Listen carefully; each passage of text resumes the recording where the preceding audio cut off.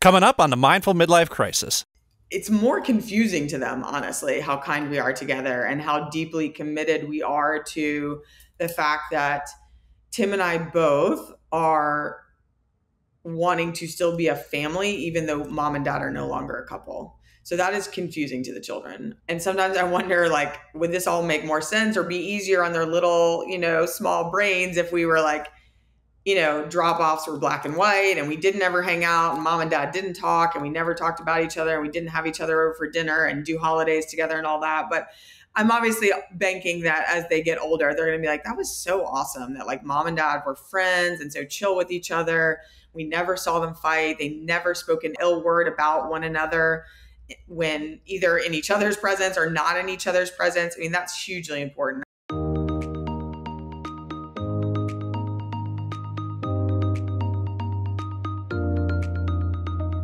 Welcome to the Mindful Midlife Crisis, a podcast for people navigating the complexities and possibilities of life's second half.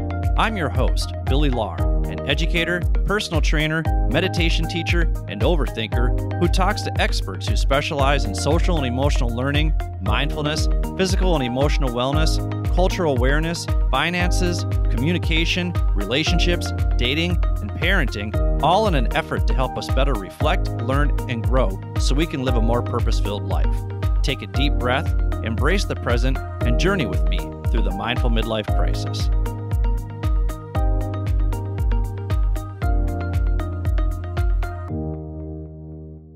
Today's guest is Anna Skender. Anna is a vice president of talent acquisition at a market-leading digital business based in Raleigh, North Carolina. In 2.5 years, she has helped grow the company 500% year over year. That's very impressive. I'm not going to lie. 500% is quite the growth rate. Anna has spent her career in recruiting and admissions, including leading global recruitment for the Clinton Health Access Initiative, the largest division of the Clinton Foundation. She has also spent 5 years working in admissions at the Wharton School at UPenn. We actually just found out that we have a mutual connection in Dr. Dawn Graham, episode 28, How to Switch Your Career. Go check that one out because Anna knows her and Dr. Dawn knows Anna. Then clearly these are reliable people to be paying attention to. Anna has lived all over the U.S., including Nashville, New York City, Washington, D.C., Boston, Philadelphia, and San Francisco, but she now primarily resides in Raleigh, North Carolina with her 2 beautiful children, spending 1 to 2 weeks a month in Orange County, California with her partner. She is here today to talk about how an alpha woman like herself maintains a respectable co-parenting arrangement with her ex-husband that allows them to operate as a loving, caring family. Welcome to the show, Anna. Thanks, Billy. I'm so glad to be here. I'm excited to chat with you. Yeah, we've chatted a little bit here prior to the show. We chatted a little bit last week. You've got a fiery personality, so I think alpha female definitely fits you to a T, and I'm really looking forward to this conversation. We always ask our guests what 10 roles they play in their life. So, Anna, what are 10 roles that you play in your life? I would kick it off by saying mom or mother, and then executive, girlfriend or partner, daughter, friend, health nut, walking and Pilates fanatic, sports fan, sister, and world traveler. So of those roles, you said that you're most looking forward to mom, executive, and girlfriend. Let's start with the executive. What is it about being an executive that you're looking forward to in the second half of life? Yeah. So one thing is really exciting for me being at this growth stage company I'm at, 3 Ships, based in Raleigh, North Carolina. Part of my story, Billy, is that I thought growing up the way I did that I just wanted to be a stay-at-home mom. Just kind of growing up in the South, growing up super Christian. My dad was a minister. The path that was kind of presented to me as my best option as a white female growing up in primarily Christian Southern culture was like, go to college, find your husband, have some babies, and then hang out for the rest of the time. Unfortunately, I bought into that narrative and that's what I wanted. And so part of my kind of midlife, I mean, I'd like to think of it as quarter life, but I hope I live another 60 years, is realizing that that narrative didn't fit me and that wasn't right for me. And, I worked part-time at Wharton after I'd worked full-time when I had my babies. And that was a fantastic job to have while I was in the middle of being pregnant or having a little one, because it was an easy job to dial up and dial back in admissions. It was seasonal and cyclical. But then when I was 34 is when I started back full time, since I'd had children. And I didn't realize how much happier I was when I went back full time. It didn't feel great doing part time to me, because then you just feel like you've got your foot in two different places and you're being stretched and you're not really feeling like you're executing well in either area. And I also, while I feel grateful that I had a lot of time with my kids when they were little, like certainly full-time mom was not for me, which is the path I thought I wanted, and then had to come to the realization that never fit my true authentic self of what I actually want and what, is me, or who is me, right? And so I just turned 38 in April. So I'm only 4 years into working full time again since I had children. I worked full time from when I was 22 to 29. So I had 7 years that I worked full time, but then I had 4 or 5 years that I was part-time-ish and also kind of like mentally checked out of work. In some ways, I was more focused on the children than I was on work. I was glad I kept a foot in, but I'm so excited because I feel like I'm just now coming at being an executive and, being a vice president of talent at this growth stage company. I'm coming at it with the rigor and drive that is new post children, just realizing that this is where I thrive. And that I'm also, another kind of like storyline or theme that unfortunately I think in a patriarchal Southern conservative society is that this is grossly generic, but just like men are better at working than women, or like men are smarter, or like men are better executives and they make better calls and they're better at driving change and driving strategy and getting results. And that's just not true. And to feel like I can be a woman at a boardroom table and feel equal to all of my male peers, older and younger and same age as me, like that's a newfound excitement and joy for me in life. And so that's a big reason why that's a really exciting part of me for second half of life, that role in particular, because I just didn't have that perspective in first half of life. Well, it's interesting to hear you now talk about balancing being an executive, but then also balancing being a mom, which are two things that you're both looking forward to in the second half of life. So as you kind of look back on being a mom here, in this first stage, and you saying that, I didn't want to be a full-time mom. What is it about being a mom that you're most looking forward to in the second half of life? I found babies and toddlers very challenging. I am not a baby and toddler mom. I like big kids. I'm so much happier as a mom now that my children are 9 and 7. And I think for me, every year just gets better. And while, I know that you've mentioned, Billy, you have children in your life, and along the way I've gotten to know children that are important to you. So I'm sure you've seen different kids at ages and stages. And everyone says the older they get, it's more of a mental game than physical, because you don't have to do all the physical tasks like bathe or feed or tie their shoes and all that. Is more of a mental game. I'm really good at mental games. And so I just feel like I just continue to get more into my sweet spot of parenting, as I don't have to do all the physical hard task of child rearing and sleep deprivation. And I get to enjoy my children more as little people and engage in them mentally, relationally. Since traveling so important to me, like that's way more opened up, right? Once your kids are older, you just can't when they're little. A, it's logistically a nightmare. And then B, they won't remember it. So I'm not going to pay all this money for travel they don't remember. Honestly, my kids being older is exciting for me because it, again, fits in more to like my values and what I love about life. And I've planned already to take my children to safari in Kenya and Tanzania in the spring, which I'm so excited about. That's what I would say. I'm more excited in the second half of life to being a parent than I was in first, because man, those first few years are rough sledding, or were for me.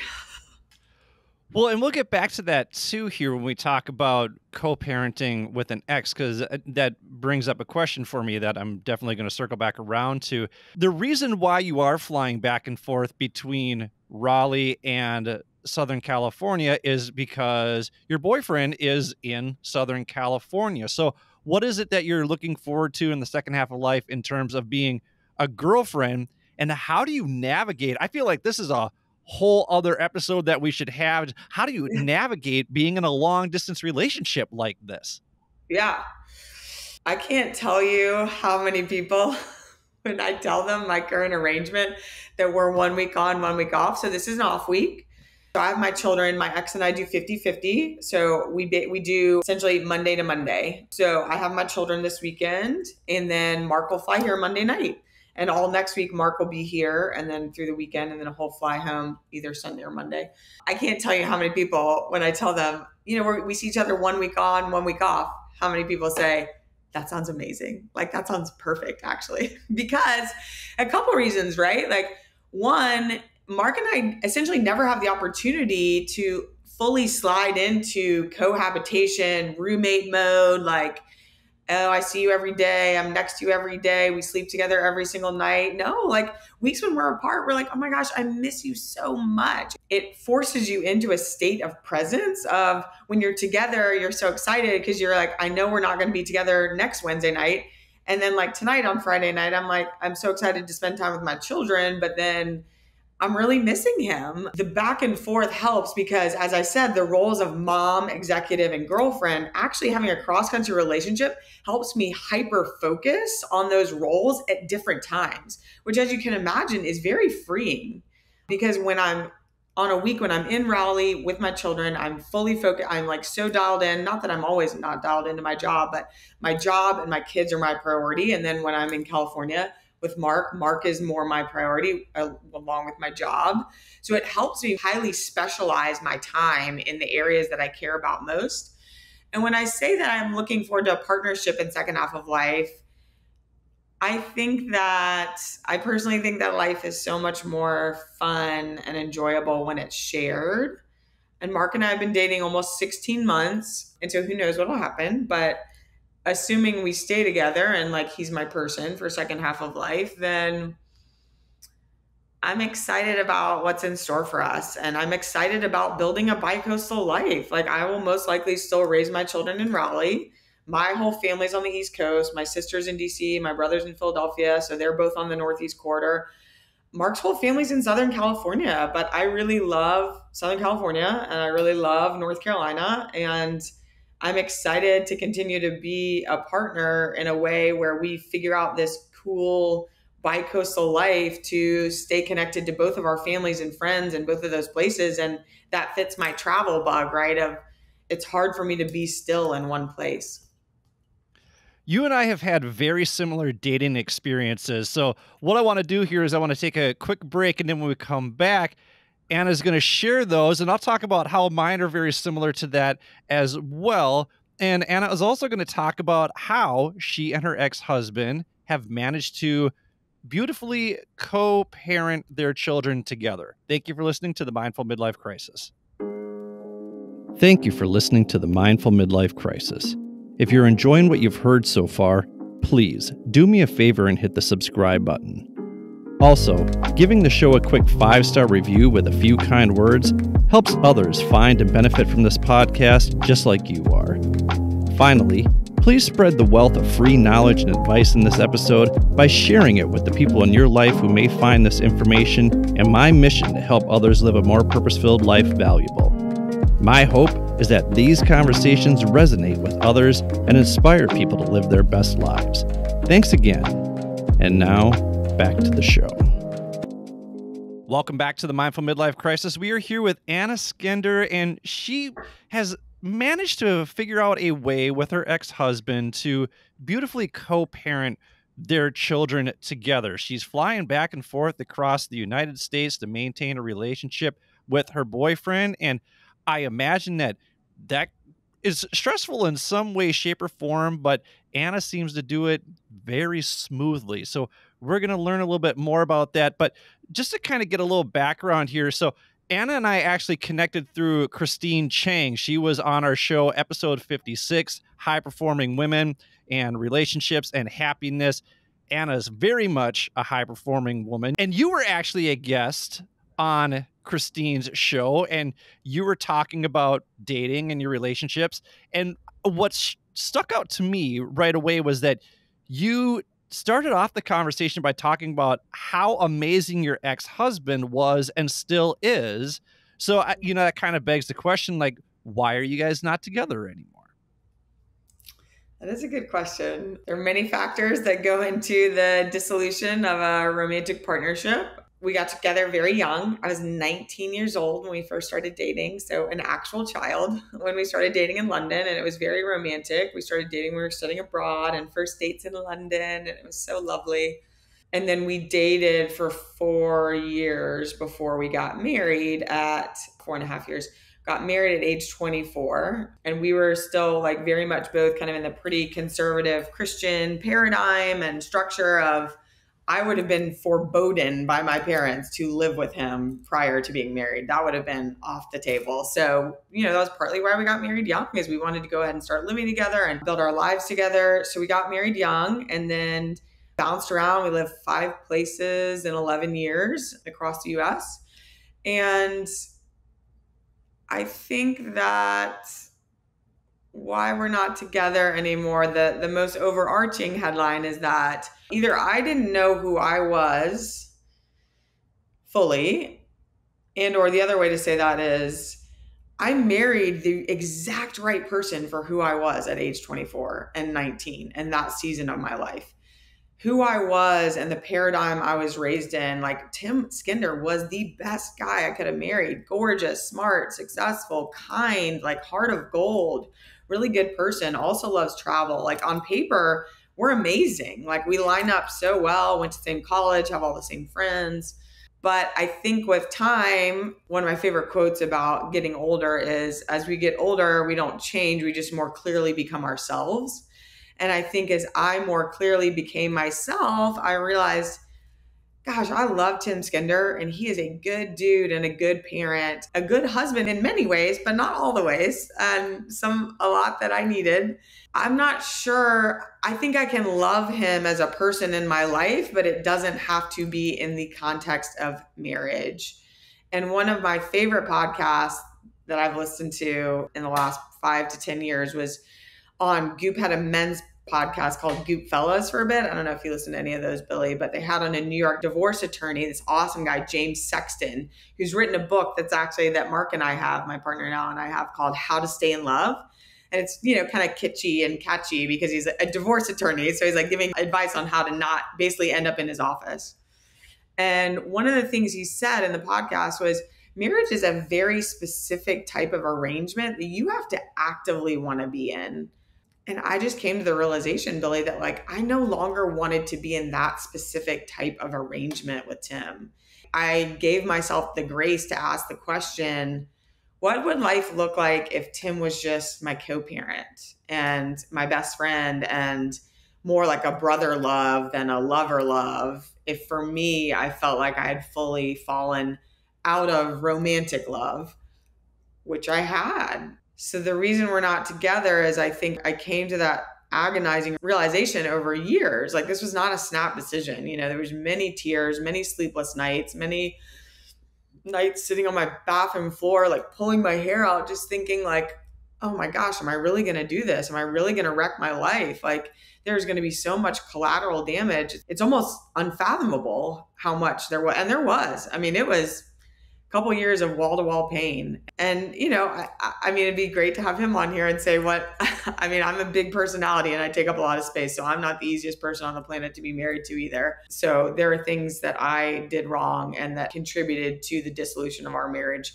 for sure, with my strong personality and, the ability to steamroll or assert my preference in a way that is overwhelming and not great. Did the two of you try couples therapy? Did you do therapy at all individually?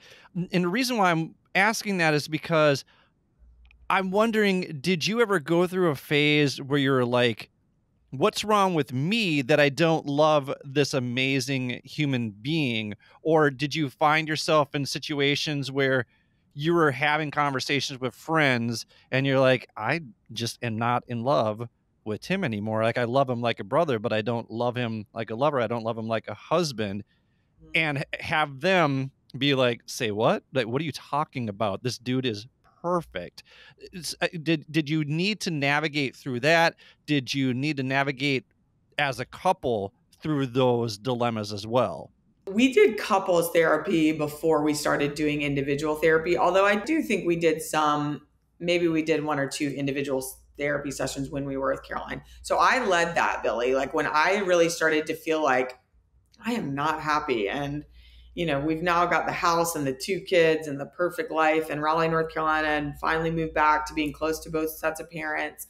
But I was like, this is not, I thought it was going to be more awesome than this, like life in general. I don't know. So I'm the one who drug us to counseling and got us in. And we did do counseling. Unfortunately, Tim is very committed to his work. And I think initially when we were in sessions, it just kind of always seemed like he wasn't super present. Like he was there, but he's more of an introvert. He's harder to pull things out. Unfortunately, I did feel like a lot of those sessions, I was kind of carrying the weight of like giving all the answers and saying all the things and bringing Caroline into our reality and trying to paint the picture of what our relationship was like and what our life was like. And Tim would be like, yeah, like that sounds right. And so it just felt like even in those moments, Billy, that I was the one doing everything. And I'm like, cool, like I can't be the one always trying to make this work because it's exhausting. And there was a moment, it's funny, like couples counseling almost was like, there was a moment that happened that was kind of the tip of the iceberg for me. Now, when I look back over the arc of it all, to be like, that was the beginning of the end. When Caroline asked us, maybe in our third or fourth session, she'd already done a couple like digging in on families of origin, trying to understand us, our backgrounds and all that. So maybe we're 4 sessions in and she's like, okay, let's talk about what do y'all like about your marriage? And naturally, my personality, I let off. I listed off the 17 things that were awesome about us. Like, we both went to Carolina, so we have all the same friends. We both love travel, cities. We're both active and fit. We love to eat well. We love to go out to eat. We like the same movies. We think the same things are funny. We both like to read. Like, what doesn't look good on paper about us? Like, there's so many things that I like about our relationship. And then, she turns to Tim and she's like, Tim, what do you like about your marriage, or Anna or whatever? And he like thought about it for a second and he's like, well, I mean, we've basically grown up together. And I've told this story like a number of times, like my sister and my close girlfriends. And it's funny, I have different reactions. Like some people are like, that's a fine answer. That's not a fine answer for me and like who I am. And so him saying we've grown up together is what he likes about our marriage felt like the laziest answer he could have given.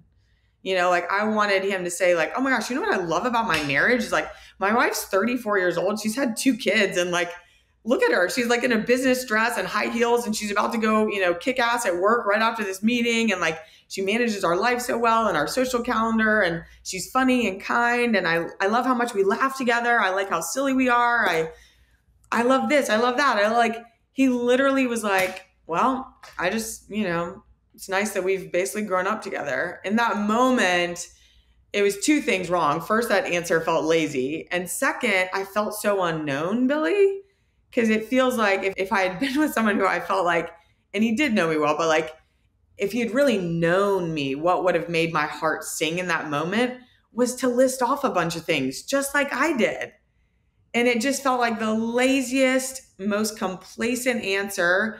And then maybe even, unfortunately, was what set off this talk track in my own brain of like, cool, you like that we've basically grown up together?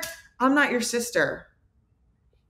And if you look at me like your sister, I'm out. And many other things happened in coming months that turned his perspective on that. And he no longer saw me as his sister. And when he started to realize I was kind of serious about pulling away, he came after me like he's never come after me before. But very unfortunately, I was done at that point. And it maybe started, it's funny, you think about couples counseling, bringing people together. For me, that was a bit of a death knell of like hearing that answer and seeing his low energy in our sessions and just being like, cool, bro, like I'm the one trying really hard here. If you're not trying, like that's fine. But like also I'm done. And I don't think you realize that.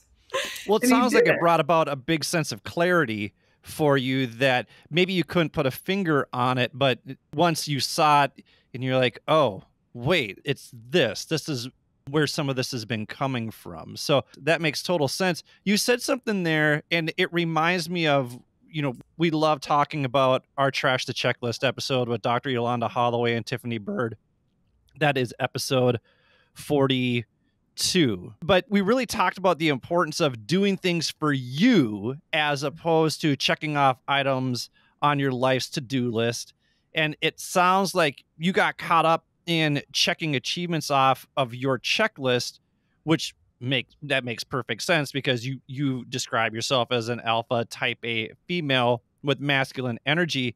So when you look back on your marriage to Tim, like you said that he was a workaholic, did it make you resent that you didn't get the opportunity to be a workaholic as well? Do you think you were so hyper focused on some other things and you just had a clear sense of determination leading you to what you wanted in life? How did all of that play a role in this decision? I resented him for being a workaholic in the end because I didn't realize how much it would cost us in terms of our relationship. I mean, it's so cliche, right? I mean, and one thing Tim and I have always joked about is like cliches are cliche for a reason, like he was a workaholic. And so there was kind of nothing left for me or our relationship. And you know this, Billy, relationships are living, breathing things. And if you don't tend to them, they die. And I was hyper focused on the kids, my part-time work at Wharton, staying connected to all of my relationships. I'm like a hyper social person. I have deep, deep female friendships. I'm very close with my parents and my siblings. So I didn't resent him for being a workaholic, but in the end, like he had zero energy for me or us. And I think about another moment that just sticks out so much from this period is, again, listening to a podcast, and I know exactly where I was walking in Raleigh, listening to a Goop podcast that had Esther Perel on, and they had her on talking about her new book that had just come out, State of the Affair. And she was saying, don't ever stop being curious about your partner. The minute you stop being curious, you're dead. And Billy, like almost immediately, like tears just started like streaming down my face. And I was like, that's it. Like he has stopped being curious about me. Like, he's like, okay, autopilot marriage. Like, I know Anna, like we've grown up together. Like she is who she is. She'll always be who she is. And I'm like, I need a partner who's curious and asks me expansive questions and like wonders if I'm a different person today than I was yesterday. And like hopes that I'll be a different person 10 years ahead of now than I am right now. And I think him being a workaholic just gave absolutely no space for him to remain curious and engaged and like an active participant in our relationship and in his pursuit of me, right?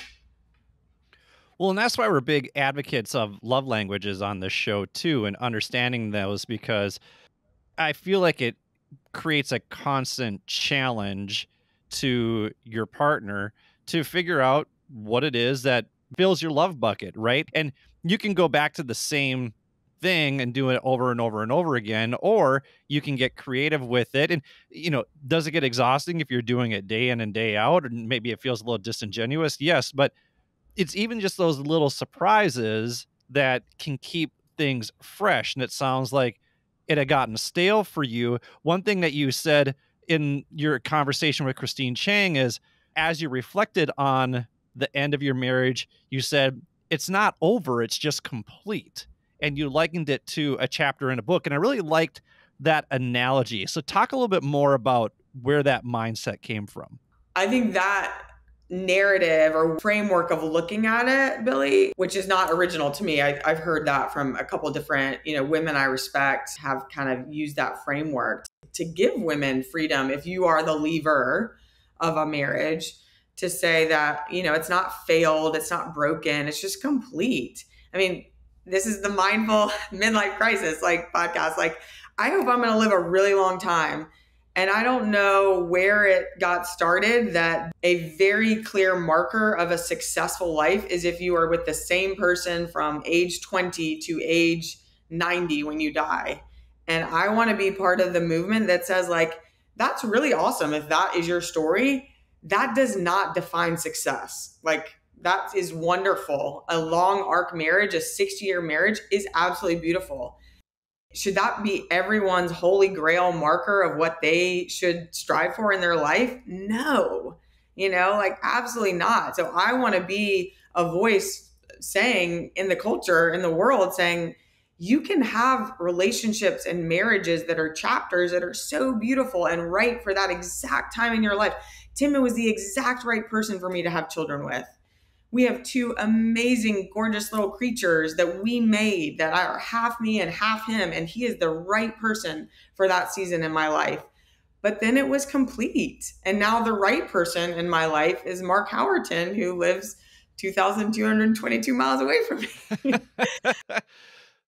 But yeah, I really, that framework was helpful in kind of freeing me up to make the call to leave my marriage, to say, it's not broken. I'm not a failure. And to go back to your question a minute ago, Billy, that you said, did you question yourself and your own therapy work? Why would you leave this amazing guy? Did you have lots of conversations with women? Absolutely. I mean, I feel like all I did for 2 years was fact find and like ask people like, hey, I'm thinking, like the women who are closest to me in particular, like ask them like, what do you think? This is what I'm thinking. I'm really struggling. Like I'm feeling trapped. Am I trapped? Do I have an option? And also, yes, questioning myself, like I'm a horrible person. Tim Skender is a good man with a good heart who will never leave me. And he wouldn't have, like, no matter what I did, he was never going to leave me. And I had one of my very best friends say to me, like, Anna, no one is going to love you more than Tim Skender. And I was like, Brittany, you are probably right, but I'm going to roll the dice. Because there is a thing, and I don't know if you've, explored this on earlier podcasts or with other people, I'm sure you have in your life. This is, a universal theme or story, is a lot of us have this like knowing inside of us. So there was part of me that was beating myself up over this narrative of Anna, you always want more, like you always want the next achievement or the next best thing, or you want to be perfectly happy, or, this, and this. And so I was kind of like, Anna, you are so shitty. Like Tim is a good person. Why would you leave him? But if you're really tapped into your knowing, and I don't know what that is, your soul, your spirit, your essence, God within you, that is this whisper of like, something is not right. And there is a truer, more perfect version of reality than you're living right now. And you have to tap into that knowing and to honor it and honestly obey it. I don't kind of love that language, but I mean, I was slowly dying in a specific arrangement of marriage that no longer fit who I was. Well, and success can look like your awareness of your unhappiness and then making a plan to do something about it too. Like you said, success doesn't have to look like being married for 60 years. Leaving a relationship where you're recognizing, hey, I've put a lot of work into this. And I mean, it'd be different, I think, if you just up and left, that sort of thing, without trying to work on it. That doesn't sound like that was the case. And it sounds like there was an awareness of your unhappiness. I'm going to do something about it. So this first thing that I'm going to do is we're going to do couples therapy, and I'm going to do my own therapy, and I'm going to do some soul searching within myself. And it didn't happen overnight. It sounds like you were continually working on this. And then all of a sudden you just realized, hey, at some point there's a cutoff here. And the success for me, ironically, is the failure of this marriage. Mm-hmm. Yeah, that's right. So let's do this. We're going to take a quick break, and then we come back. We're going to talk to Anna about how her and Tim actually beautifully co-parent together. Thank you for listening to the Mindful Midlife Crisis. Thank you for listening to the Mindful Midlife Crisis. New episodes come out every Wednesday to help you get over the midweek hump. If you'd like to contact me, or if you have suggestions about what you'd like to hear on the show, visit www.mindfulmidlifecrisis.com and click Contact Us. While you're there, don't forget to sign up for the newsletter. You can also click on the show notes for links to the articles and resources we reference throughout the show.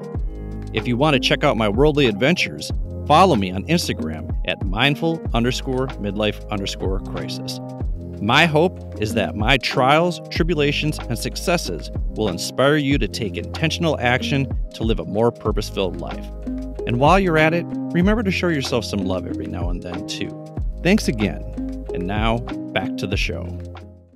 Welcome back to the Mindful Midlife Crisis. We are here with Anna Skender. She is talking about navigating her way through a marriage that ended with someone who she loves and adores very deeply, but it just wasn't there in the same way. And yet they still managed to co-parent wonderfully together. If you're interested in following Anna, you can go to _Anna Eliz_. We will put that in the show notes so you can give her a follow. Anna, we're going to fast forward a little bit now. Divorce is emotional for both parties, and people work through divorce very differently. So once the divorce is signed, right, you have to have this conversation about, okay, we have children. How are we going to raise the children? How are we going to communicate to the children what's going on here in a way where we're not trashing each other, in a way we're actually setting a standard that, hey, mom and dad don't agree with each other, they don't live with each other, but we're in this together for you, and you do it in a way that's mutually respectful and cordial. Yeah, it's wonderfully tricky. Just in terms of the children's perspective, I sometimes wonder if it's more confusing to them, honestly, how kind we are together and how deeply committed we are to the fact that Tim and I both are wanting to still be a family, even though mom and dad are no longer a couple. So that is confusing to the children. And sometimes I wonder, like, would this all make more sense or be easier on their little, small brains if we were like, drop-offs were black and white and we didn't ever hang out and mom and dad didn't talk and we never talked about each other and we didn't have each other over for dinner and do holidays together and all that. But I'm obviously banking that as they get older, they're going to be like, that was so awesome that like mom and dad were friends and so chill with each other. We never saw them fight. They never spoke an ill word about one another when either in each other's presence or not in each other's presence. I mean, that's hugely important, I think. Tim and I both believe the best in each other. And we both believe that we are putting the children's interest first in everything we're doing. And so it feels wonderful to be aligned with someone in that way. What are some things that the kids have said to you where you're like, oh, this is clearly weird for them that Tim and I get along so well? Yeah. I mean, occasionally I'll be like, guys, I love your dad. And they'll just look up at me and say, then why aren't you still married to him? And I'm like, yeah, that's a great question. Like mommy and daddy decided a couple years ago. So they ask that anytime. I'm like, your dad is awesome, guys. Like he is such a good person and so smart and all these things. And they're like, then why did you divorce him? And I'm like, good question. So that happens. And then, occasionally I'll say things like, your dad. But wait, what's the answer to that question? What's the answer to that? Well, you can't just say that's a good question and walk away. Kids want to know. Kids are curious. So what's the answer to that question? I know. I guess I'm now having a hard time even pulling up for myself what I say. I think I'm just like, we decided that we would be better as co-parents and living in different houses, still being a family. Like, it just didn't make sense for us to be married anymore. I mean, unfortunately, I give a very fluffy gray answer and probably like open the pantry door and say, who wants a snack, So I probably try mostly I give a very general nebulous answer. And then I probably deflect and try to change the topic. Because even I'll say like, oh my gosh, look at your dad in this picture. He's so handsome. And they'll, again, confused. They're like, you don't mean that. And I'm like, yes, I do. I was married to him for, 11 years and we were together for 17 or something. So your dad is so handsome. I'll say things like that. And they, just have these little quizzical looks on their face, like you just see like there's so many things children understand, or you see them trying to work it out in their minds. And so those parts are tricky, but they are grateful because when we sometimes, and there are not many people divorced where I live, I will state that. And so that's another very hard thing for them is my son absolutely has been like, Mom, you guys are the only divorced people in Raleigh. Like, why are y'all divorced? Like, this isn't fair. And I'm like, I'm sorry, buddy. That's hard. I know that. It's not great, but your dad and I got married young. We had children young. And I hate to say this, but by the time you're in high school, a lot of your friends' parents are going to be divorced soon too. And I'm like, I'm sorry to say that. Your dad and I are on the forefront of this. And we are, most and the neighbor down the street is the most likely person. Yeah. So unfortunately, I draw up future scenarios like that for them, but they're confused about why they're the only ones. And we do know a couple other families that the parents are divorced. And so every once in a while, they'll frame their questions using those couples. Like, mommy, are Edward and Henry's mommy and daddy as nice to each other as you and daddy are? Or like, are they friends like you guys are friends? So sometimes they say things that are very encouraging that make me realize that they are aware of how lucky they have it. It's weird for them that we're so close and that their parents are divorced, but that they do like it. I know they do. I know it's better for them that we're kind to each other. I wonder how many people are listening to your answer right there and like, they don't get it either, right? Just like your kids, like, well, that doesn't make sense to me. But the reason why your story resonates so much with me is because my mom and dad are divorced. Now, they got divorced when I was 26, right? But we do all of our holidays together. My dad like still goes and mows my mom's lawn. My mom will go to my dad's house for lunch from time to time, that sort of thing. That's what I grew up with. I mean, that's what the last 20 years of my life have been. And I'll tell you, they get along much better now than they did when they were that I can ever remember them being married, right? They just get Yeah. they get along so much better. But then Yeah. personally, my ex-girlfriend is my best friend. We hang out Yeah. all the time. We hang out and go to dinner, that sort of thing. And I've dated people in the past, and some of them have been like, that is too weird for me. And some of them are like, well, I have an amicable relationship with my ex too, that sort of thing. So I hope that people, when they listen to this, are like, no, you can coexist with somebody that you once loved very deeply, very passionately, in a way where sometimes that passion does just run out. You just need that Mhm. space. And if you're emotionally mature enough to handle it, then you're able to evolve and see each other as friends. So, I said that your dating experiences are very similar to mine. And just in that way, just like, listen, I'm best friends with my ex from just a few years ago, and I hung out with my college girlfriend last night. Like she and Yeah. I and her roommate, we went out and had a drink together, and like she's an avid listener of this show, and you can still have those kind of relationships and there's no ulterior motive to them. Yeah. Every time I see my college girlfriend's husband, we hug each other more than when I give her a hug. Like I just jump into his arms because Oh, he's a big guy. wonderful. Like we just enjoy being around each other all the time. So it's not weird. Now, are there exes that I have no interest in being friends with? Absolutely. Yeah. Absolutely. And I'm sure Yeah. there are exes that have no interest in ever hearing from me either. I get that. But I don't think it should be every single relationship. I Mm. feel like it's really beautiful the way that the two of you co-parent in that way. So what does it look like then for the two of you to co-parent? You said that you do holidays together. Do you do trips together too? We do some.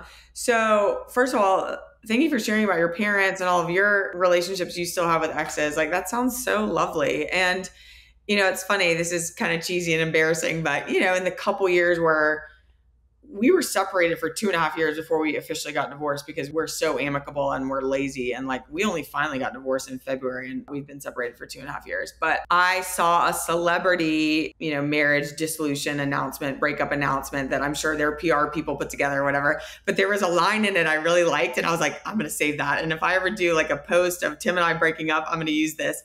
And it said something like, we're looking forward to maintaining the best parts of our relationship for many years to come. And I just Oh, I like love that. that because that's what you're saying when you talk about your parents or you talk about you and your exes that are friends or Tim and I, like you can maintain the best parts that don't necessarily have to be about sex or romance or intimacy or committed monogamous partnership or whatever. Like you can maintain the best parts of the relationship that don't mean a container of romance for the rest of your life. What does beautifully co-parenting look like? So we do a number of holidays together, not all of them. We've put strict stipulations in our divorce agreement that both parents are welcome to be with the children on their birthdays.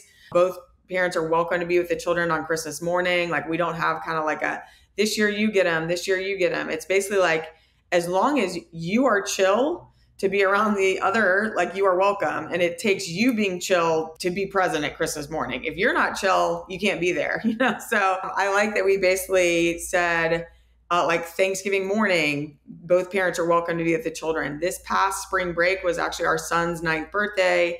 And since Mark lives in Orange County, I was like, why don't we go out there and like take the kids to Disneyland and do a surfing lesson? What else did we do? We went out on a boat with Mark and his dad and went deep sea fishing. And so we did spring break together. We all flew out to California. Tim actually stayed at Mark's house in Orange County 2 nights. Like, Tim and Mark get along well. So, and it's just crazy to me, Billy, because this is like blowing people's minds, especially in Raleigh. And I guess that makes sense. It's still very Southern, more conservative, Christian based. People are like, a couple of my best girlfriends apparently were getting all kinds of messages on Instagram when they were seeing that Tim was in California with me and Mark. And they were like, what the hell is going on? You know? And I'm like, what the hell is going on? I have tried to portray nothing but the fact that Tim and I were college sweethearts who got married very young and can be divorced and still be friends and maintain family trips and holidays. And like, why does that have to be this crazy novel idea to people? So I was actually going to ask you if Tim and Mark had met. So when you started dating Mark, what did the let's meet the kids process look like? Because I know some people have an agreement in their divorce decree that says if you're going to start dating somebody, you need to disclose that to your partner if you are going to introduce them to the children. So do you guys have something like that? How does that, okay, Mark, you're going to meet the kids. You're also going to meet my ex-husband. And then how do you have that conversation? Hey, Tim, by the way, I'm dating somebody and he's going to meet the kids. And you know what? You might as well meet him too. Yeah. We did put language about this in our divorce agreement because I felt pretty strongly about it. One of the pieces we put in is that in order to introduce the children to someone you're dating, it has to be a minimum of 3 months exclusive dating. And then we also put for the children to spend the night in the home when your partner is there, it has to be 6 months of exclusive dating. And before the children get introed to your partner, which could be starting at the 3-month mark, the opposite partner has the opportunity to like grab a coffee or meet with the person before they meet the children. Because what I did not want is like my kids to meet someone and then them to tell me about this person and what they did. And like for me to not know them, that did not feel good. Tim has not dated someone long enough for me to meet them. He dated someone for almost 3 months. And so a funny story about this, before I dated Mark, I was dating someone in Florida. So I'm in Florida for a weekend, seeing the guy I was dating, and I get a call from Tim or a text, and he was like, hey, I've been seeing this woman for a couple months. She has a 9-year-old daughter. Our kids were like 8 and 6 at the time or something. I was thinking about going, and she mentioned like maybe going to get brunch and do a hike in Chapel Hill tomorrow, which is right down the road. And I was like, what? No, absolutely not. I don't even know this woman's name. Like, you absolutely are not, my children are not meeting a woman that you've been dating for a couple months at her suggestion.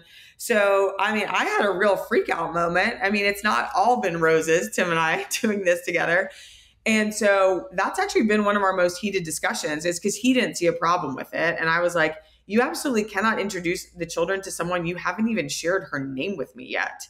And so we kind of got into a heated discussion when I'm in Florida and he's back in Raleigh wanting to do this. And at the end, I was like, you know what? You can do it. I don't agree with it. Don't have my blessing. And let me be very clear. When I get home, we're going to hash this out, what the stipulations are. And then we are never talking about this again. And so we had that big bump in the road kind of early on. And then unfortunately, like, Tim has not dated anyone seriously really since then. But we put in there 3 months, because actually the guy I was dating, we basically dated for 3 months in Florida. And I got to a point, Billy, where I was kind of like, you know, dating second half of life, and especially if it's long distance, there was a little part of me that wanted, even more than the kids, like I wanted the guy to meet my children, because in the chance that he like thought one of my kids was a little jerk or didn't like one of my children, I would like to know that earlier rather than later. And I want to give the full possibility that that could happen, that they could meet my 2 kids and be like, whoa, like your son is wild, or your daughter is like too silly, or whatever it might be, you know? I mean, one of the things about dating in second half of life, when there are children involved, like that's a factor in signing up for partnership with someone. We decided on 3 months to meet, and the other person gets a chance to meet the person if they want, and then 6 months to sleep in the house if they end up staying where the partner's staying. And so, yeah, Mark, I think maybe a little bit after the 3-month mark, we just took the kids out to ice cream. NC State, which is based in Raleigh, has this cow farm on the state's campus. You can get ice cream there. It's like a local creamery. So we just went and got ice cream for like an hour or something, and they met him, and it was chill. But then since then, like, Mark and I have taken the kids skiing, and we took them out to California. And like my daughter Emmeline's going to come back out to California with me in October. I'm going to bring them out for solo trips. And so they know him very well, and it's fun for them to see our relationship. I mean, they're still kind of like, grossed out by it because Mark and I are so, sweet and romantic. But I like that. I like that they see that, that's part of the reason why I got divorced is like, I want my children, they are of course going to suffer such heartache with their parents not being together, but I also want to give them the gift of like seeing their mom like really in love in a sweet, like sappy way that makes them blah now. But like when they get older, as they're dating, as they're in our shoes, Billy, to be like, I want something my mom had. Like I want to watch my mom be scooped up in her kitchen while she's making dinner with a glass of wine in her hand, and it swirl around because she's getting, like danced with by her partner and kissed on the lips, and like be like, oh, it's so gross, mom. But then later be like, that's what I want. I want that passion and zest and fun and romance, You know what? To your children, just you painting that picture right there also grossed me out. So thank you very much for leaving us with that parting image. No, I'm absolutely kidding. It's so wonderful that you are feeling this passionate love for your partner now. And it's wonderful that your children get to see it. And you're right. I think someday they will appreciate that, and they'll be happy for you too. So Anna, thank you so much for joining us here today and sharing your story. We really appreciate it. Yeah, thank you, Billy. This was a lot of fun. Really appreciate getting to dialogue on these topics, and you're a wonderful host. So thank you for having me. Words of affirmation will win you over every single time. So thank you so very much. For Anna, this is Billy. Thank you for listening to the Mindful Midlife Crisis. May you feel happy, healthy, and loved. Take care, friends. Thank you for taking the time to listen to the Mindful Midlife Crisis podcast. We hope you enjoyed this week's episode. If this episode resonates with you, please share it with your family and friends. We will do our best to put out new content every Wednesday to get you over the midweek hump. If you want episodes to be downloaded automatically to your phone each week, all you need to do is hit the check mark, subscribe, like, or follow button, depending on what podcast format you're using. While you're at it, feel free to leave our show a quick 5-star review with a few kind words so more people like you can easily find our show. If you're really enjoying the show and you want to help us out, feel free to make a donation to www.buymeacoffee.com/MMC podcast. That's www.buymeacoffee.com/MMC podcast. You can also access the link in our show notes. We use the money from these donations to pay whatever expenses we incur from producing the show, but ultimately, we record this show for you. So if you keep listening, we'll keep recording and releasing new episodes each week regardless. If you'd like to contact us, or if you have suggestions about what you'd like us to discuss on future episodes, feel free to email us at mindfulmidlifecrisis@gmail.com or follow us on Instagram at mindful_midlife_crisis. Be sure to check out the show notes for links to the articles and resources we reference throughout the show. Thanks again for listening. May you feel happy, healthy, and loved.